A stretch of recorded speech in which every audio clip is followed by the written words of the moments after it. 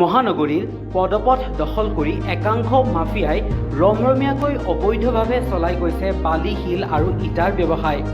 খিলঞ্জীয়া যুৱক তথা সাংবাদিকে ঠাইখিনিত ব্যৱসায় কৰাৰ মনস্থ কৰে, কিন্তু বালি মাফিয়াই কোনো কাৰণতে ঠাইখিনিত কোনো ব্যৱসায় কৰিব নিদিয়ে।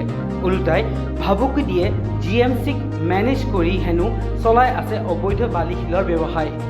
ঘটনা ইমানেই নহয়, সাংবাদিক যেতিয়া বাতৰি কৰাৰ কথা কয় তেতিয়াই ৰডেৰে আক্ৰমণ কৰে সাংবাদিকক।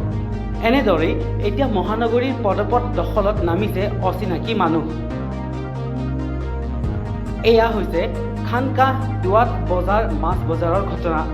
খানকাহ দুৱাত বজাৰ মাছ বজাৰ একেবাৰেই সন্মুখতে এই বালিশিল ইটাৰ ৰমৰমীয়া ব্যৱসায় চলিছে। MMM এণ্টাৰপ্ৰাইজৰ স্বত্বাধিকাৰীয়ে হেনো সকলোকে মেনেজ কৰি চলাই আছে এই অবৈধ ব্যৱসায়।